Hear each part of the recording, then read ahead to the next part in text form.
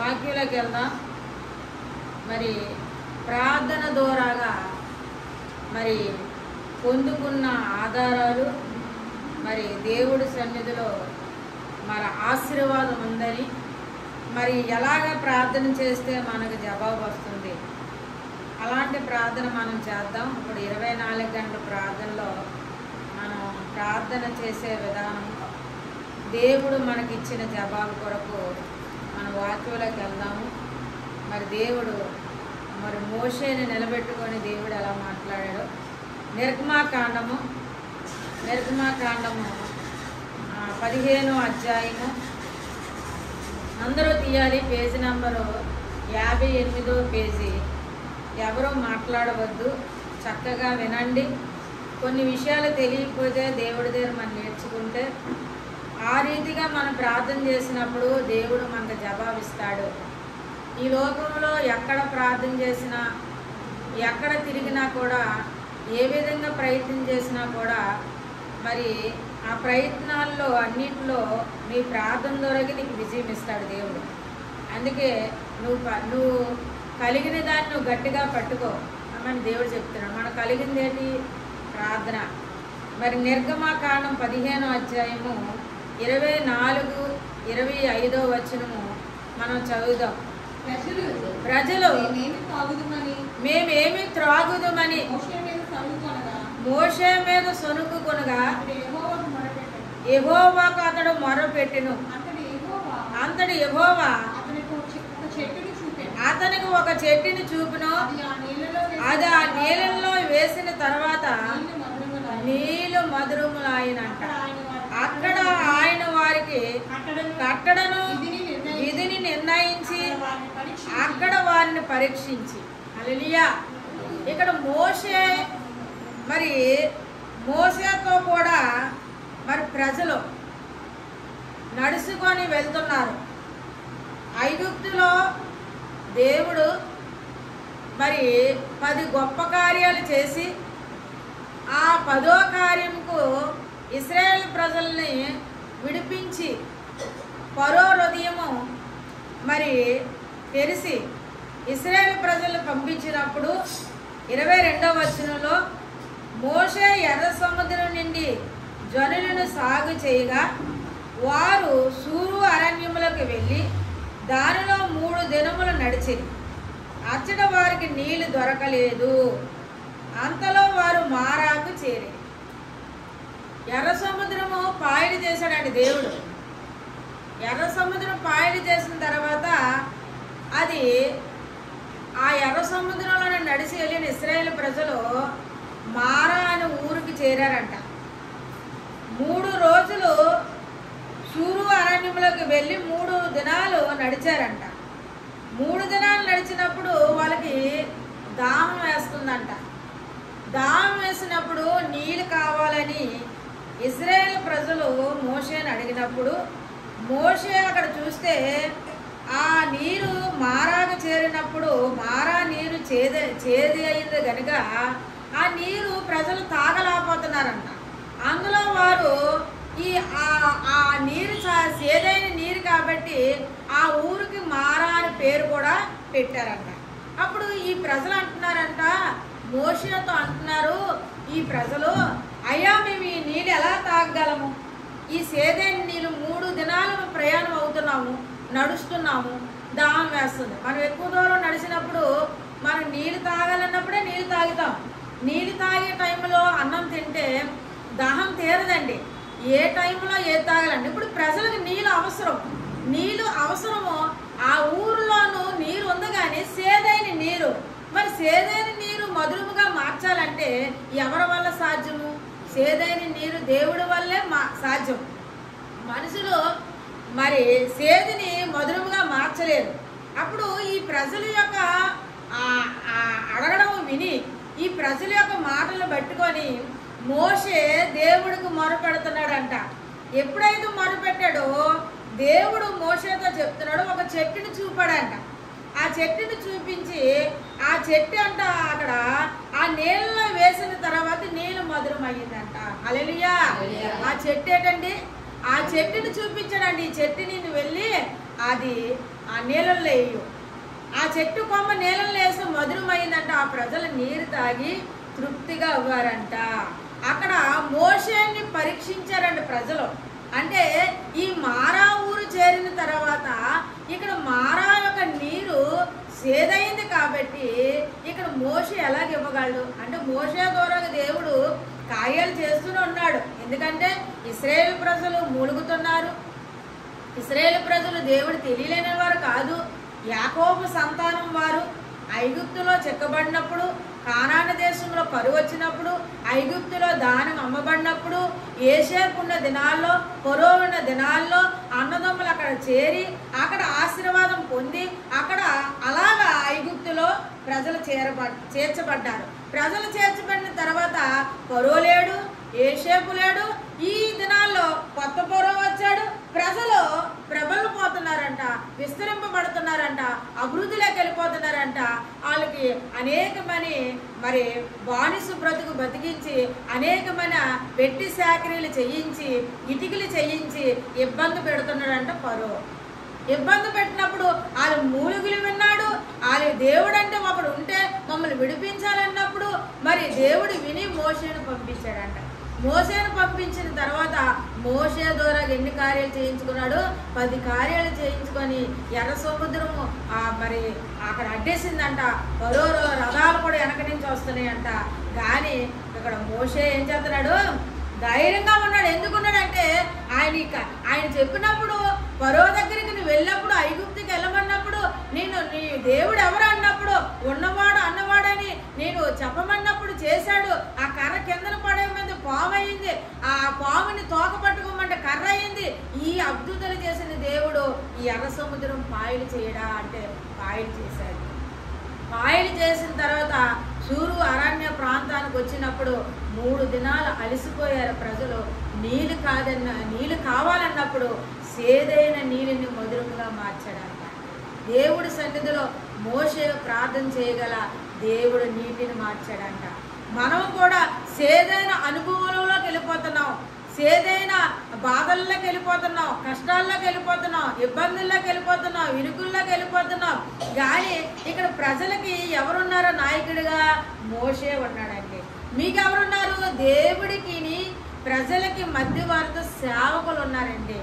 సేవకులు మీ జీవితాల్లో, మీ బ్రతుకుల్లో సేదైన అనుభవాలు వచ్చినప్పుడు, కష్టాలు వచ్చినప్పుడు, ఇబ్బందులు వచ్చినప్పుడు, ఇరుకులు వచ్చినప్పుడు, దుఃఖం వచ్చినప్పుడు, కష్టం వచ్చినప్పుడు, నష్టం వచ్చినప్పుడు ఎవరి దగ్గరికి రావాలండి? నీ యొక్క సేవకుల దగ్గరకు వచ్చి ప్రార్థన చేసుకున్నప్పుడు సేవకుడు ప్రార్థన ఎవరు ఆలకిస్తాడండి? దేవుడు ఆలకిస్తాడంట. దేవుడికి ప్రజలకు మధ్యవర్తి కాబట్టి మోషే యొక్క ప్రార్థన దేవుడు విని ఆ చెట్టుని చూపించాడంట. ఆ చెట్టుని ఆ నీటిలో వేసినప్పుడు అది మధురమైందంట. వారు ఆయన కట్టడాలను విధులను నిర్ణయించినవి అక్కడ వారిని పరీక్షించాడంట దేవుడు. హల్లెలూయా. ఆయన కట్టడాలు, ఆయన విధులను ఆయన ఏదైతే చెప్పాడో ఇశ్రాయేలు పాలు తేనె ప్రవహించే దేశానికి తీసుకెళ్ళమన్నప్పుడు ఇశ్రాయేలు ప్రజలు తీసుకెళ్ళని మధ్యలో ఇశ్రాయేలు ప్రజలు ఎర్ర సముద్రం దగ్గర సొనుగును పెట్టే కొన్ని వ్యతిరేకం జరుగుతున్నాయంట. అంటే 3 రోజులు కానాను దేశానికి వెళ్ళవలసింది ప్రజలు ఏం చేస్తున్నారు? ప్రజలు అక్కడ తిరుగుతూనే ఉన్నారంట. ప్రజలు అలాగే ఇబ్బంది పడుతూనే ఉన్నారంట. ఈ ఇబ్బంది రావడానికి కారణం ఏంటంటే వాళ్ళు ఏముంది? సొనుగు అంట. అక్కడ సొనుగే ఉందా? ప్రజలు మేమేమి త్రాగుదమైన మోషే మీద సొనుగు కొనగా ఏమంటే సొనుగుతారు. మనం 360 రోజుల్లో కూడా మనము 4-3 కూడుకున్నామంటే ఎవరి మీద ఊసులాడుతూ ఉంటారండి? ఎక్కువ సేవకుల మీద ఊసులాడుతూ ఉంటారండి. ఇలాగంట అలాగంట అలాగంట ఇలాగంటే అని అనుకుంటారంట. ఆ సొనుగు ఏమవుతుంది? ఏ ఇంట్లో సొనుగు ఉంటుందో, ఏ ఇంట్లో ఊసులాడుతారో ఆ ఇంట్లో ఎక్కువ శ్రమ వస్తూ ఉంటుంది. మళ్ళీ ఆ శ్రమ పోవాలంటే మళ్ళీ ఎవరు కావాలి? నువ్వు ఎవరి మీద ఊసులాడుతున్నావు? సేవకుడి మీద ఊసులాడుతున్నావు, సేవకురాల మీద ఊసులాడుతున్నావు. మళ్ళీ ఆ సేవకుడు ఆ సేవకురాలు వచ్చి ప్రార్థన చేస్తేనే ఆ ప్రార్థన దేవుడు ఆలకించి అక్కడ మారాన్ని మధురముగా చేశాడు. దేవుడు మన జీవితాన్ని మారాన్ని మధురంగా చేయాలంటే మనం ఏం చేయాలి? ప్రార్థన చేయాలి, విశ్వాసం ఉండాలి. ఆ యొక్క అద్భుతాలు చూసి కూడా మన జీవితంలో జరుగుతున్న కార్యాలు చూసి కూడా మళ్ళీ మర్చిపోయి మళ్ళీ శోధించేవారుగా ఉండకూడదు. పూర్వం దినాలు నువ్వు యేసుప్రభుని ఎరగలేనప్పుడు, యేసుప్రభుని నువ్వు చూడలేనప్పుడు, యేసుప్రభు తెలియలేనప్పుడు నువ్వు దేవుడు అంటే ఒకడు ఉంటే రక్షించాలని నీకున్న కష్టం బట్టి, నీకున్న బాధను బట్టి, నీకున్న ఇబ్బందిని బట్టి యేసుప్రభుని రక్షించమని ఒక సువార్త ద్వారాగో ఒక మాట ద్వారాగో పలకబడి వినబడబడి దాని ప్రకారంగా నువ్వు యేసుప్రభు దేవుడు అంట కదా, మమ్మల్ని ఈ పరిస్థితి నుంచి తప్పించు అన్నప్పుడు తెలియక ముందు నువ్వు అడిగినప్పుడు దేవుడు నీ పట్ల కార్యం చేశాడే. ఇప్పుడు ఇంకా ఎత్తు లోతు పల్లం వెడల్పు అంతా నీకు తెలిసే. ఆ లోతైన అనుభవంలోకి వెళ్ళావు. దేవుడి సన్నిధిలో ప్రార్థన చేస్తే తప్పగా జరుగుతుంది. ప్రార్థన చేస్తే గొప్ప విడుదల కలుగుతుంది. ప్రార్థనతో సాధించలేని ఏ కార్యం లేదని నీకు రుజువు తెలుసు కాబట్టి ఇంకా నువ్వు ఎంత లోతుకి వెళ్ళిపోవాలంటే దేవుడి సన్నిధిలోనికి వెళ్ళాలి. రాత్రి ఒక దగ్గర చెప్పాను, కష్టం వచ్చినాడు ప్రార్థన చేసినప్పుడు నువ్వు ఎక్కడికి వెళ్ళాలి తెలుసా? దేవుడు ఆలయంలోకి వెళ్ళి ప్రార్థన చేస్తంట దేవుడు చెవియొగ్గి నీ మొర్ర ఆలకిస్తాడంట. హల్లెలూయా. మన కష్టం వచ్చినప్పుడు మన దేవుడు మందిరానికి రావాలండి. మన బాధ వచ్చినప్పుడు దేవుడు మందిరానికి వెళ్ళాలండి. వెళ్ళి ప్రభువా నాకు ఈ పరిస్థితి, నేను సేదైన అనుభవాలలోకి వెళ్తున్నాను, కష్టాల్లోకి వెళ్తున్నాను, ఇబ్బందుల్లోకి వెళ్తున్నాను, నా జీవితాన్ని మార్చవా, నా బ్రతుకును మార్చవంటే మోషే ప్రజలకు మధ్యవర్తగా ఉండి దేవుడికి మధ్యవర్తగా ఉండి ఆ యొక్క ప్రార్థన చేయగల దేవుడు చెట్టుని చూపించాడు. హల్లెలూయా. ఆ చెట్టు అందులోకి ఆ కొమ్మ పడేసినప్పుడు ఆ నీరు మధురమైందంట. మనకు కూడా దేవుడు ఏదో మార్గం చూపిస్తాడు. నేనే మార్గం సత్యం జీవమై ఉంది. ఆ జీవమైన మార్గం వెళ్ళాలంటే నువ్వు దేవుడి వైపు వెళ్ళాలి. దేవుడి సన్నిధిలో ప్రార్థన చేయి. నీకు ఏదైనా అనుభవంలోకి వెళ్తున్నావో, ఏదైతే నీకు ఆటంకంగా ఉందో, ఏదైతే ఇబ్బందిగా ఉందో అది నువ్వు దేవుడు గొప్ప కార్యం చేయాలని ప్రార్థన చేయాలి కానీ వేరే విధంగా చేయకూడదు. అంటే అది నశించిపోవాలి, అది నశించిన దాన్ని వెతికి రక్షించడానికి ఆయన మనసు కుమారుడు వచ్చాడంట. నేను నశించిపోమంటే నశించిపోవడంటే మన ప్రార్థన చేస్తే ప్రార్థనకు జవాబు ఇస్తాడంట. ఇంకో ప్రార్థన కూడా ఉంది.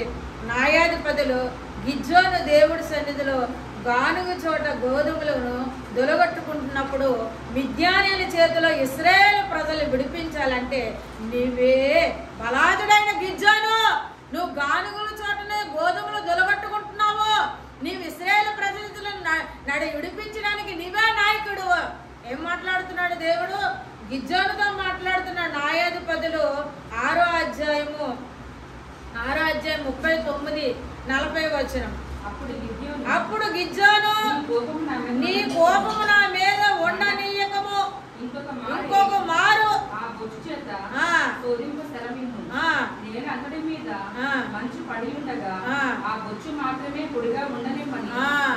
ఇక్కడ గిద్యోనుతో దేవుడు మాట్లాడుతున్నాడు. దూతను పంపించాడు. గిద్యోను నువ్వు గానుగు చోటు గోధుమలు తొలగొట్టుకుంటున్నావేంటి? నువ్వు మిద్యానీయుల చేతిలో ఇశ్రాయేలు విడిపించడానికి నాయకుడు కదా అంటే ఇశ్రాయేలు ప్రజలకి ఎందుకు మిద్యానీయుల చేతిలో అటువంటి పరిస్థితి ఎదురైందంటే ఇశ్రాయేలు ప్రజలు యెహోవా దృష్టికి ద్రోహులైనందున. ఏమన్నారండి? ఇశ్రాయేలు ప్రజలు ఐగుప్తులో చేసిన మేలును మర్చిపోయారంట, ఐగుప్తులో చేసిన అద్భుతాలు మర్చిపోయారంట, వారు దేవదూతల మన్నాను తినడం మర్చిపోయారంట, పురేలు మాసం తినడం మర్చిపోయారంట, మరి బండలో నీడిచ్చింది మర్చిపోయారంట. ఇశ్రాయేలు ప్రజలు ద్రోహులైనందుకంట మిద్యానీయుల చేతులు 7 ఏండ్లు మిద్యానీయులకు అప్పగింపబడ్డారంట. అప్పుడు మిద్యానీయుల చేతి ఇశ్రాయేలు మీద హెచ్చయిపోయిందంట. ఈరోజు శత్రువులు మన మీద హెచ్చుగా ఉన్నారంటే, మనం దిగువగా ఉన్నామంటే మనం ఒకసారి వెనకెళ్ళాలి. అయ్యా యేసుప్రభు నమ్మకం పొందినప్పుడు, యేసుప్రభు దేవుడు అన్నప్పుడు నా పట్ల ఇంత గొప్ప కార్యం చేశావు, మరి ఇప్పుడు ఎందుకు నా జీవితం ఎలా తారుమారైపోతుంది, నా బ్రతుకు ఎందుకు ఎలా తారుమారైపోతుంది, నా పరిస్థితి ఎందుకు ఎలాగైపోతుంది, నా శత్రువులు నా మీద హెచ్చుగా ఉంటున్నారు, నేను దిగువగా ఉంటున్నాను, నా పరిస్థితి ఎందుకు ఎలాగైందన్నప్పుడు ఆ గృహంలో దాగుంటున్నారంట, కొండల్లో దాగుంటున్నారంట, దుర్గమ్మను తమను సిద్ధపరచుకుంటున్నారంట. ఇవన్నీ కూడా వీళ్ళు దాగుండవలసిన పనే వచ్చింది, ఇలాంటి పరిస్థితి వచ్చిందని, ఇశ్రాయేలు ప్రజలు ఇలాంటి పరిస్థితిలో ఉన్నారని ఈయన ఏం చేస్తున్నాడంటే నాకు ఎందుకు ఈ పరిస్థితి అని గానుగుల చేత గోధుమలు దొరగొట్టుకుంటున్నాడంట. అప్పుడు దేవుడు మాట్లాడుతున్నాడంట ఎవరితో? గిద్యోనుతోటి మాట్లాడినప్పుడు, అయ్యా నిజంగా ఇశ్రాయేలు ప్రజలు విడిపించడానికి నేనే నాయకుడినా? నా కుటుంబం ఎన్నికలేంది, నాకు కుటుంబం కనిష్ఠుడిని, నా గోత్రము ఎలాంటి గోత్రం అండి? ఇక్కడ చూస్తే 12వ వచనంలో చూడండి, యెహోవాతో అతను కనబడి పరాక్రమ గల బలాదుడా యెహోవా నీకు తోడై ఉన్నాడు అనగా గిద్యోను చిత్తనం ఏలువాడా యెహోవా మాకు తోడై ఉండి వెడలా. ఇదంతా మాకు ఎలా సంభవించను? దేవుడు తోడై ఉంటే మరి నా శత్రువులు ఎందుకు నా మీద హెచ్చుగా ఉంటున్నాడు? మిద్యానాల చేతిలో మేము ఓడిపోతున్నాం. 7 ఏళ్ళు మేము ఎందుకు వాళ్ళ కింద ఉండవలసి వస్తుంది? మీ కొండల్లో గృహంలో ఎందుకు దాగోవాలి? మా పరిస్థితి ఏంటి అని ఇక్కడ అడుగుతున్నాడు. అప్పుడు దేవుడు వాక్యం దూత ఏం చెప్తుంది అక్కడ చూసి 13వ వచనం, గిద్యోను చిత్తము నా ఏలినవాడా యెహోవా మాకు తోడైండు వెడల ఇదంతా మాకు ఎలా సంభవించును? యెహోవా ఐగుప్తు నుండి మమ్మల్ని రప్పించినని చెప్పుచు మా పితరులు మాకు వివరించిన ఆయన అద్భుత కార్యాలను ఏమవ్వాయి? మమ్మల్ని ఐగుప్తు నుంచి తీసుకొచ్చామని చెప్తున్నావే, మా పితరుల పట్ల చేసిన కార్యాలన్నీ చెప్తున్నావే, అవన్నీ ఏమవ్వాయి? ఈరోజు మా పరిస్థితి ఎలాగైపోయింది, మా జీవితం ఎలాగైపోయింది? మనం అనుకున్నాం ఒక్కోసారి దేవుడు నమ్ముకున్నా కూడా మన శోభ లేదే, ఇన్ని ఇబ్బందులు పోలేకపోతున్నావే, ఇన్ని కష్టాలు అయిపోతున్నా, దేవుణ్ణి శోధించుతున్నావే తప్ప కానీ అయ్యో నేను ఏది వ్యతిరేకంగా దేవుడికి నిలబడ్డానో, నేను ఏది వ్యతిరేకంగా దేవుడికి విరోధంగా నిలబడ్డానో, నేను చేసిన దోషం బట్టి, నేను చేసిన పాపం బట్టి నాకు ఇవన్నీ చుట్టుముట్టేస్తున్నాయేమో, నా పరిస్థితులు ఏమి నాకు తారుమారైపోతున్నాయి, నేను ఒకటి అనుకుంటూ ఒకటి జరుగుతుంది ఏంటని ఎప్పుడన్నా నువ్వు క్వశ్చన్ అడిగావా? నాకు దేవుడినే శోధిస్తున్నావు ప్రభు, నేను నమ్ముకున్నాను ప్రభు. చాలామంది ఆదివారం నుంచి మళ్ళీ ఆదివారం వారికి తినడము పడుకోవడం. నువ్వు ఎంత పని చేస్తున్నావు, నువ్వెంత తిరుగుతున్నావు, నువ్వు ఫ్రెండ్స్తో ఎంత నువ్వు టైం వెచ్చిస్తున్నావు, కుటుంబంతో టైం ఎంత గడుపుతున్నావు, దేవుడితో నువ్వెంత గడుపుతున్నావు, దేవుడితో నువ్వు ఎంత గడుపుతున్నావు? నువ్వు ఎన్ని సమయాలు చూసుకుంటే మనకు వ్యతిరేకం అవుతుంది. అందుకే అంటున్నాడు మరి మిద్యానాల చేతులు ఇశ్రాయేలు ప్రజలు నడిపించింది నేను ఉండాలనుకుంటే మరి ఆ రోజు చేసిన కార్యాలు ఈ రోజు ఎందుకు ఆగిపోయి? అప్పుడు చెప్తున్నాడు చూడండి 14వ వచనంలో, అతను కట్ట తిరిగి బలము తెచ్చుకొని వెళ్ళి మిద్యానుల చేతిలో నిజ్రాయిని రక్షింపుము, నిన్ను పంపినవాడు నేనే అని చెప్పగా అక్కడ చిత్తము నా ఎరినవాడ ఏది సహాయం చెప్పి నేను నిజ్రాయిని రక్షింపగలను? నా కుటుంబం మనుష్య గోత్రములో ఎన్నిక లేనిదే, నా పితరుల కుటుంబంలో నేను కలుషుకుని ఉన్నానని ఆయనతో చెప్పాను. హల్లెలూయా.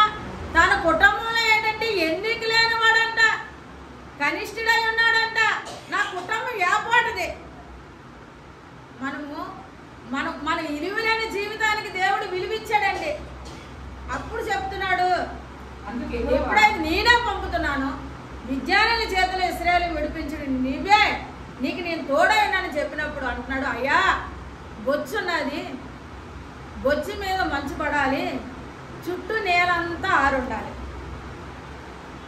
నిజంగా నేను నడిపించాలంటే ఒక సూచన మనం ఒక చూసినట్టుకోవాలి. ప్రభువా వదిలేసి మధ్యాహ్నం రాత్రి 3 పూటలు ప్రార్థన చేస్తున్నాను, దేవుడికి ఇచ్చిన విషయంలో కానీ, దేవుడి సన్నిధానికి వెళ్ళే విషయంలో కానీ, దేవుడు మాట వినే విషయంలో కానీ, ఆజ్ఞను పాటించే విషయంలో కానీ నేను ఏమీ కొరత చేయలేదు.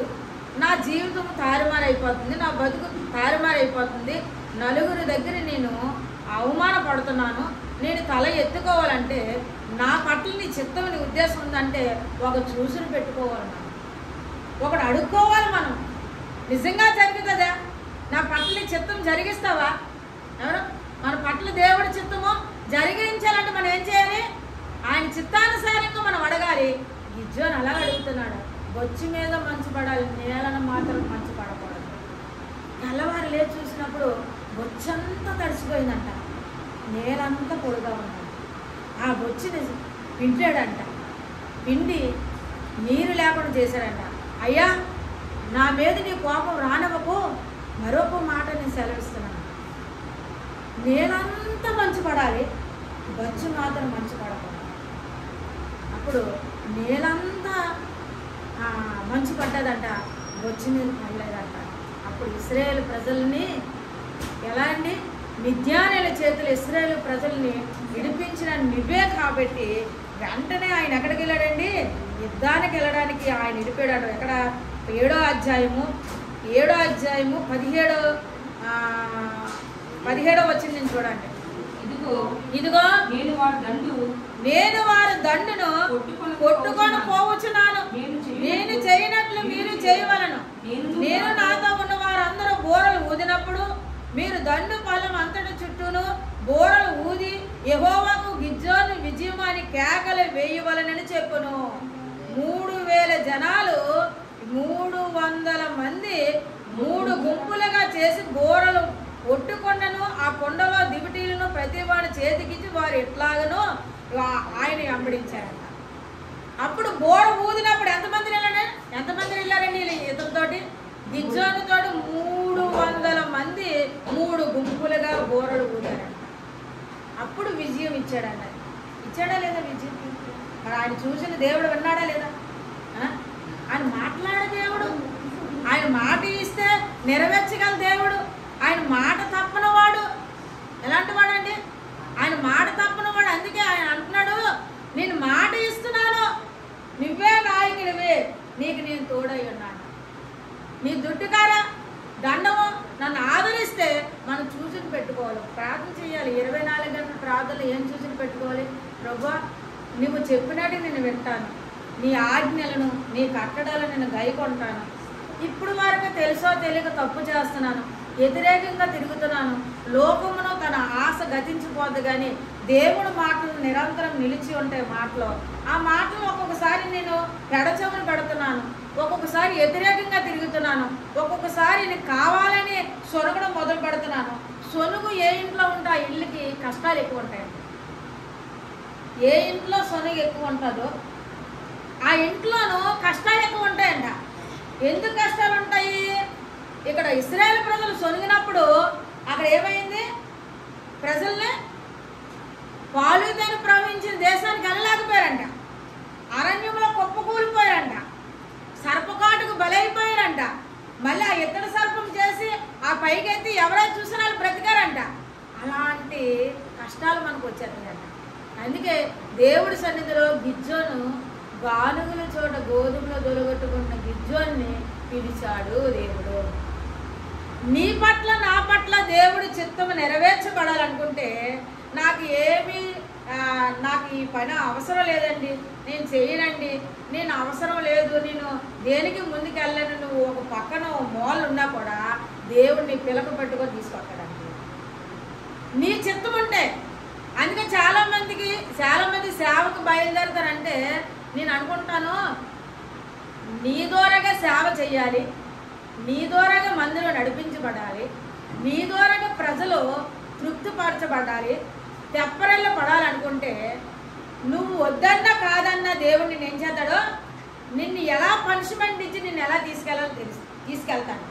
కానీ చాలామంది దేవుడు పిలవక ముందే నాకు 2-4 మాటలు వచ్చు, కొన్ని చదువులు ఉన్నాయి, కొన్ని డిగ్రీలు ఉన్నాయి, కొంత బైబిల్ ట్రైనింగ్ అయ్యాను, పట్టా పుంజుకున్నాను, నేను వెళ్ళిపోతానని ముందుకు వెళ్ళిపోతే అప్పుడు దేవుడు చాలా కష్టాలు అనుభవిస్తారండి, చాలా బాధలు అనుభవిస్తారు.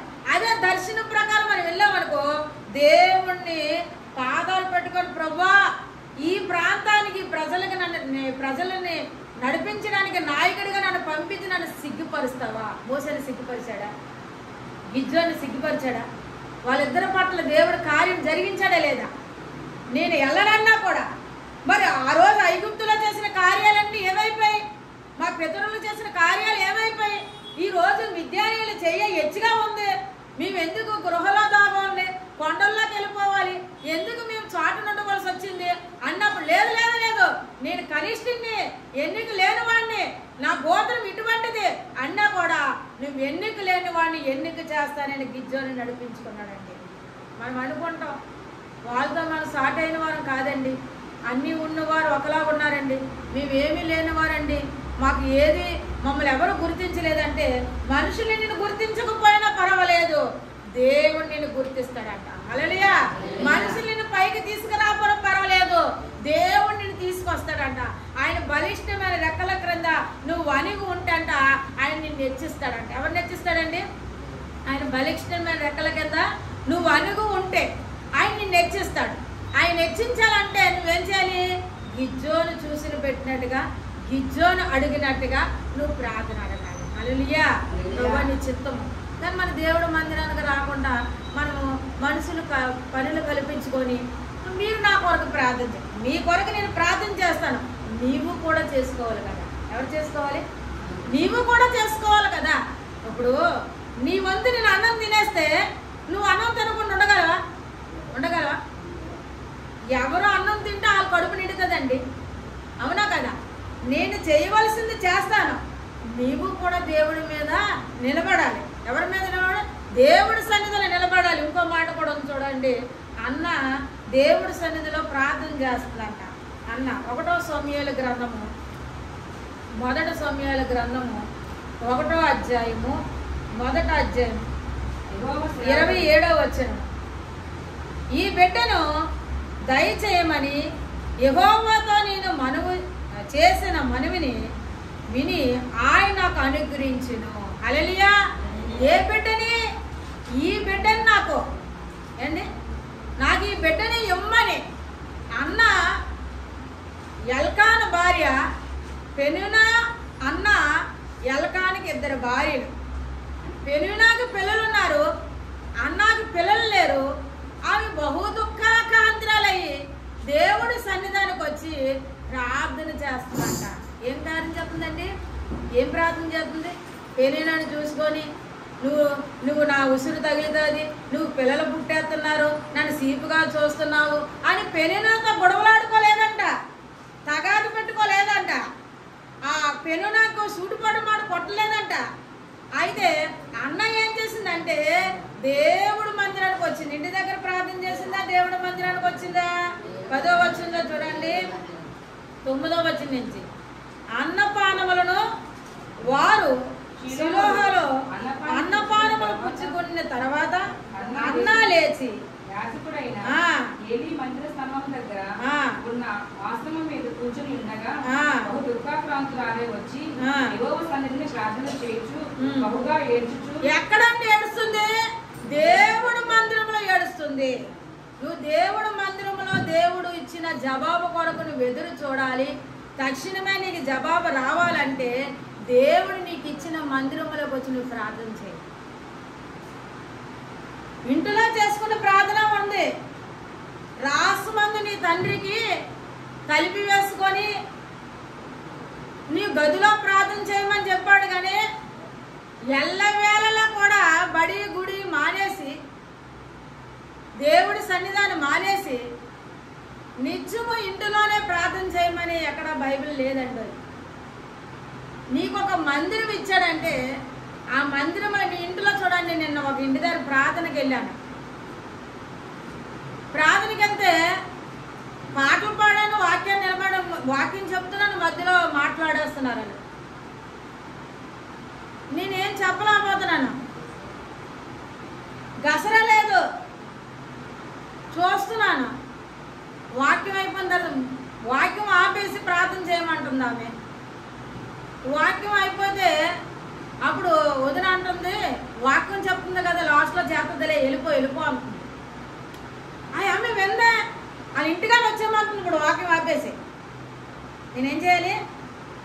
నేనేం అనలేకపోతున్నా. ఇప్పుడు వాక్యం ఆపేసి మా ఇంటికి వచ్చేయమంటుంది. అప్పుడు నేను అన్నాను, వీలైతే మీ ఇంటికి వస్తానమ్మా, ప్రతిరోజు ఇప్పుడు ఈ స్థలంలో నేను ప్రార్థన చేయలేదు, కానీ ఇక్కడ చేస్తే బాగోదు కాబట్టి ఏంటండి, గోడలకు చెవులున్నాయి, తలుపులు కళ్ళు ఉంటాయి కదా, మరి ఈ వార్త వేరే దగ్గరికి వెళ్ళిపోతుంది, అందుకే నేను ఇక్కడ చేయలేకపోతున్నాను. నేను ప్రతి చోట ఎక్కడైనా ప్రార్థన చేస్తున్నాను, ఇంటిలో కూడా ప్రార్థన చేస్తున్నానమ్మా, వాక్యం అయిపోయిన తర్వాత ప్రార్థన చేస్తాను, నువ్వు వెళ్తావు కాసు వెళ్ళు అన్నాను. అప్పుడు వెళ్ళింది. చాలామంది మధ్యలో ఏం చేస్తారు, ఇబ్బంది పెడుతుంటారు.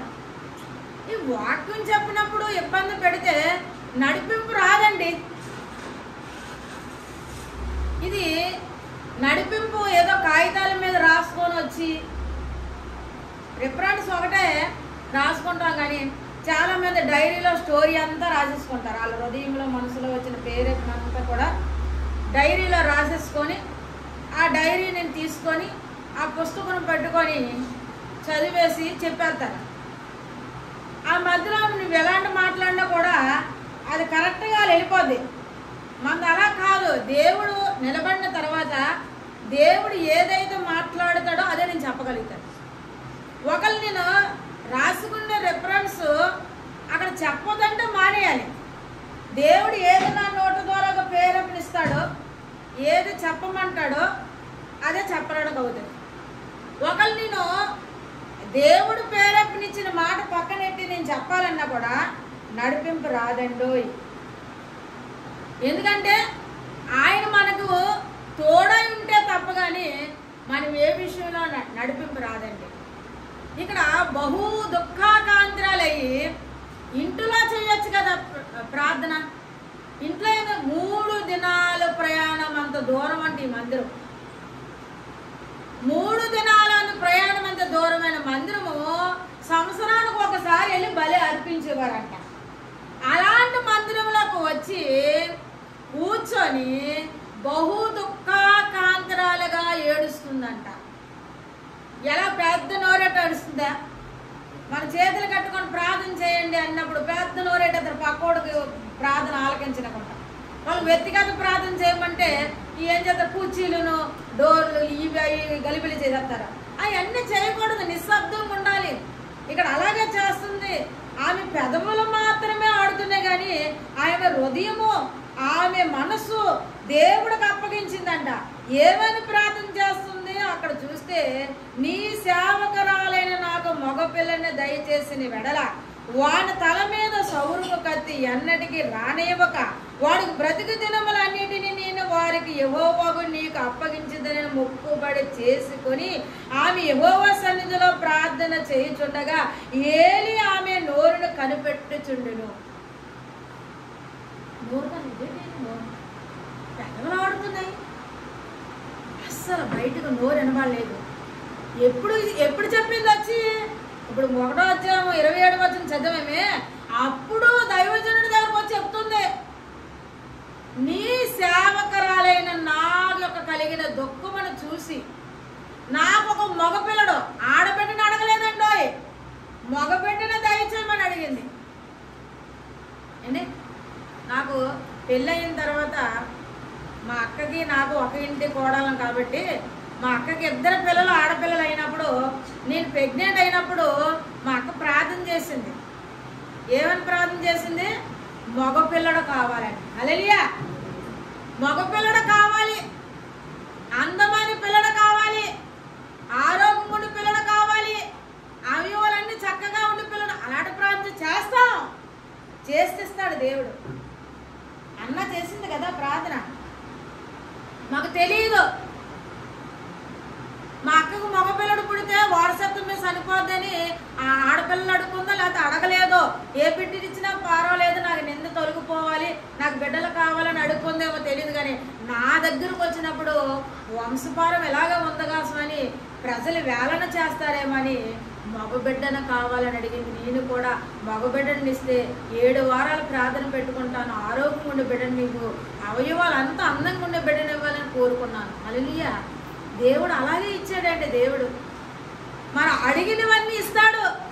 అడగకముందు నీ అక్కర్లు తీర్చే దేవుడు, అడగకముందు నీ ఇబ్బందులు తీర్చే దేవుడు, నీ పెదవుల దగ్గర రాకముందే నీ తలంపుని నీ హృదయమును గ్రహించి వెలిగిన దేవుడు అండి.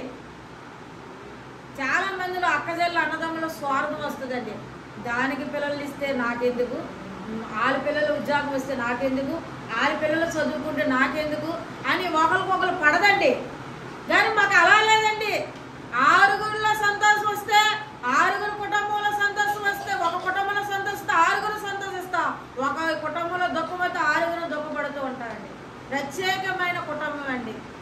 ప్రత్యేకమైన కుటుంబంలో దేవుడు ఏర్పాటు చేసుకున్నాడు. రాజులైన యాజక సమూహ గుంపులో దేవుడు నిలబెట్టుకున్నాడు. అందుకే అన్న ప్రార్థన చేస్తుంది, నాకు ఒక మగపిల్లని దయచేస్తే చౌరుపు కత్తిని ఎన్నడూ కూడా తల మీద మంగళ కత్తి వేయకుండా తన బ్రతుకు దినములన్నీ యెహోవాకు అప్పగిస్తాను, దేవుడి సన్నిధికి ఇస్తాను మొక్కుకుందండి. ఆ కుమారుడు పుట్టిన తర్వాత ఆ పిల్లోడిని తీసుకొని వచ్చిందంట.